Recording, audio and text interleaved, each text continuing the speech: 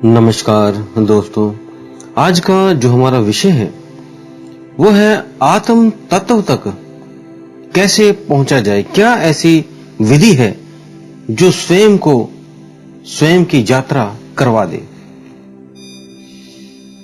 या कोई सिमरन करें हम या कोई ध्यान करें तो कैसे, कौन सा ढंग, कौन सा ऐसा तरीका है कि जिससे हम स्वयं तक पहुंच पाए, मीन्स आत्म तत्व को जान पाए, आत्मज्ञानी हो सके।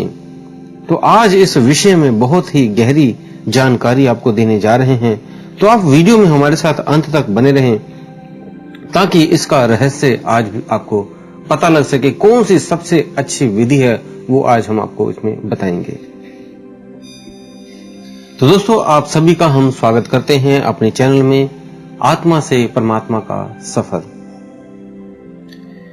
तो दोस्तों, आत्म तत्व तक पहुंचने की कई साधु संतों ने बहुत सी विधियां तराशी हैं, ढूंढी हैं, और कई विधियों किसी के लिए काम की है और किसी के लिए नहीं भी, क्योंकि ये बहुत सी विधियां हैं।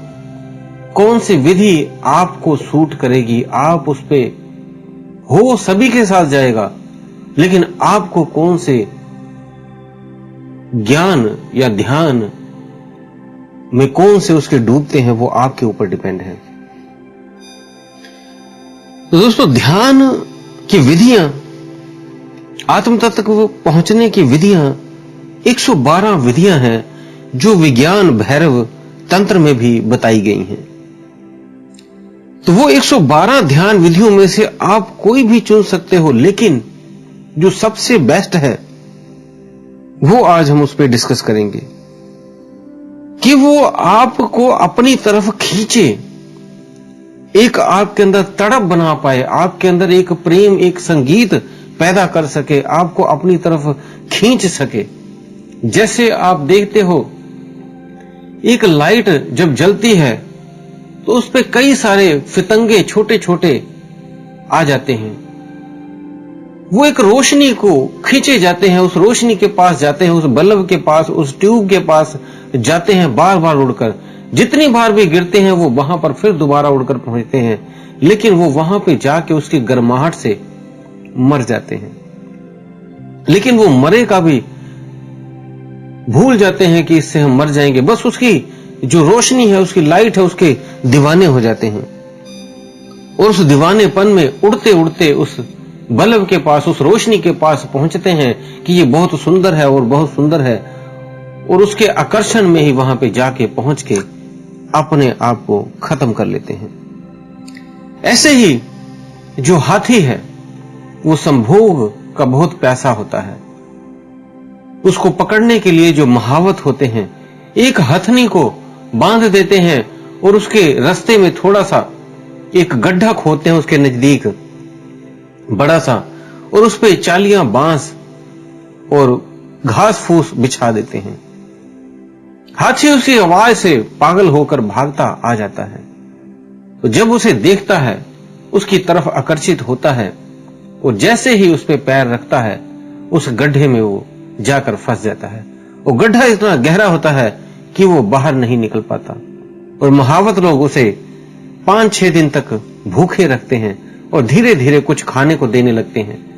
जब उसको पता लगता है कि ये महावत तो मेरी मदद कर रहे हैं, मुझे खाने को दे रहे हैं, मेरी सहायता कर रहे हैं, तो धीरे धीरे उससे प्रेम बन जाता है उसका, और फिर वो उसको जब थोड़े दिन बीत जाते हैं तो बाहर निकालते हैं, तो उनके साथ ही रहने लग जाता है। तो ऐसी एक ललक होनी चाहिए, ऐसी एक खिंचाव होना चाहिए कि आप अपनी जान की बाजी भी लगा दो, जैसे वो फितंगे उड़ते उड़ते रोशनी के पास पहुंचते हैं अपनी जान की बिना परवाह किए हुए।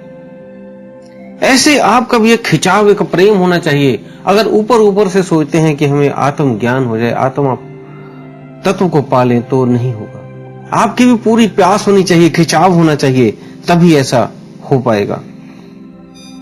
तो सबसे बेस्ट विधि है, जैसे आप इस निराकार को देखते हो, ये निराकार एक एनर्जी है, आप ही भी उसी तरह की एक एनर्जी हो, ऊर्जा हो, और आपके अंदर, उस निराकार के अंदर एक वाइब्रेशन चल रही है, नाद चल रहा है, नाद बज रहा है। आप उसे महसूस नहीं कर पा रहे हो, लेकिन वो चल रहा है। इसी निराकार की वाइब्रेशन से ही जो नाद पैदा होते हैं, इसे ही हम अनहद नाद, ब्रह्म नाद, अलग अलग नामों से जानते हैं। इसी को ही जो सूक्ष्म रूप से भौतिक रूप दिया गया है, उसके लिए ढोलक, तबले, मंजीरे, बंसरी, शंख, वीणा, घंटियां, ये सारे उसी की ओर आकर्षित करते हैं। जब कोई म्यूजिक चलता है तो हर व्यक्ति के अंदर उसका शरीर का एक एक अंग हिलना शुरू हो जाता है। अगर वो इसकी तरफ आकर्षित होता है, इसको सुनता है, तो उसका ना चाहते हुए भी अपने आप पैर हिलने लगेंगे, ना चाहते हुए भी अंदर से वो एक लगन सी लग जाएगी उसके अंदर। इसीलिए कई ध्यान पद्धतियां जो बनी है वो संगीत पे बनी है। कई मेडिटेशन म्यूजिक आप देखते हो भरे पड़े हैं। किसी भी मेडिटेशन को करने के लिए कई लोग हेडफोन का प्रयोग करते हैं और उस म्यूजिक को सुनते हैं और उसमें झूमते हैं, उसमें एक हो जाते हैं। क्योंकि जो बाहर का दृश्य है वो आपको खींचता है। ये ब्रह्मांड इतना सुंदर है, आपका शरीर इतना सुंदर है कि आप इसकी तरफ खींचे जाते हो, इसको छोड़ ही नहीं पाते। लेकिन इसको छोड़ने के लिए, एक समाधि की अवस्था में जाने के लिए दो ही लक्षण चाहिए होते हैं। एक होता है आपका अस्तित्व खत्म होना, मीन्स आपकी ईगो, मीन्स आपका अहंकार खत्म होना। आपका अहंकार खत्म हुआ तो आप समझो खत्म हो गए। ऐसे ही दूसरा, जब आप समय से परे चले जाते हो, तो ऐसा तभी होता है जब एक संगीत बजता है और आप उसमें डूब जाते हो, तो आपको पता नहीं होता 1 घंटा हुआ, 2 घंटे हुए। जैसे आप जाते हो किसी फंक्शन में, किसी पार्टी में, तो वहां पे संगीत चल रहा होता है और आप उसमें नाचते हो, थिरकते हो, और ऐसे आपको पता ही नहीं लगता कितने घंटे हो गए हैं। आप सोचते हो कि आधा घंटा, 15 मिनट के लिए ही हम जाएंगे, नाचेंगे और वापस आ जाएंगे, लेकिन वहां पे 2-2 घंटे, 4-4 घंटे हो जाते हैं। आप उस संगीत में इतना खो जाते हैं कि अपना अहंकार भी खत्म हो जाता है और समय से भी आप परे जाने लगते हैं। ऐसी स्थितियां आने पे ही उस तरफ हम बढ़ते हैं, क्योंकि समाधि में ये दोनों चीजें जरूरी है, समय से परे और अहंकार की मुक्ति। तो इसके लिए संगीत का जो सबसे बड़ा जादू उदाहरण हम देते हैं, तानसेन था। तानसेन जो अकबर के यहां संगीत गाया करता था और सब झूम उठते थे। उसके जो गुरु थे वो हरिदास थे। गुरु हरिदास जी ने इनको पूरी अपनी सारी विद्याएं दी, राग सभी सिखाए, और इस तरह से तराशा कि जब तानसेन गाता था तो अगर बारिश करवानी हो तो वो मल्हार गाता था तो बारिश हो जाती थी। दीपक राग गाता था तो दीपक अगर बुझे हैं तो वो जल उठते थे।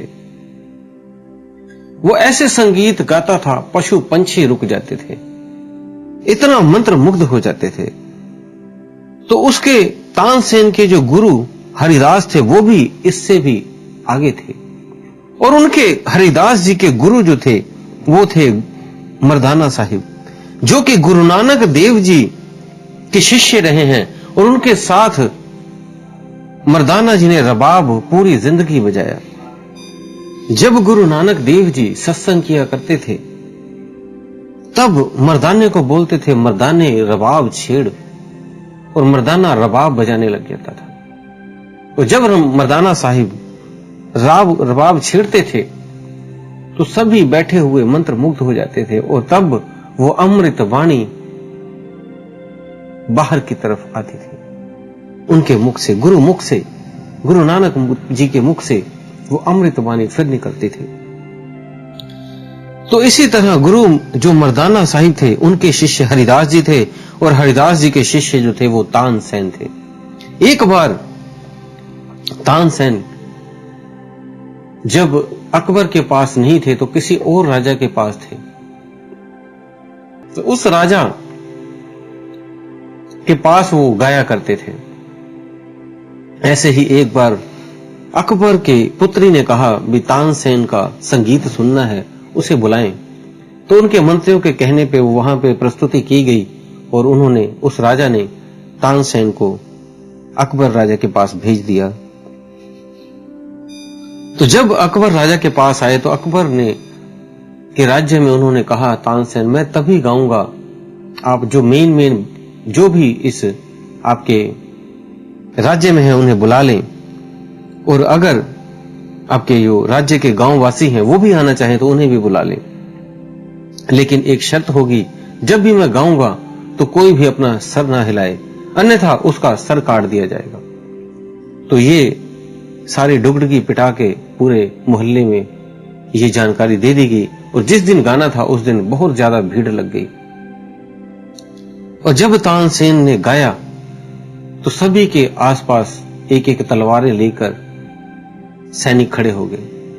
राजा के पास भी, उसके पुत्री के पास भी, जो बाकी मंत्री संतरी थे सभी के, और जो जितने लोग आए थे, जो अच्छे लोग भी आए थे, उनके भी गले पे तलवार रखी हुई थी।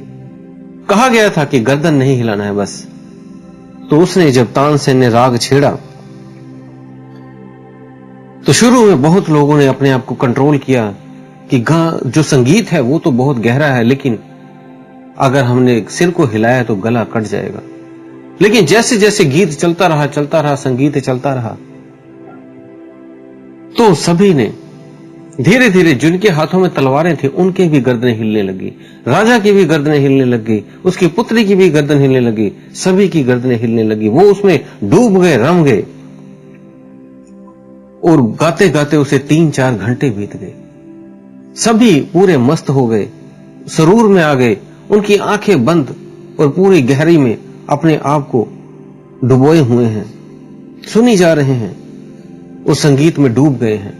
उन्हें पता ही नहीं कि उनके गले पे तलवार रखी हुई है, वो भूल गए सारे।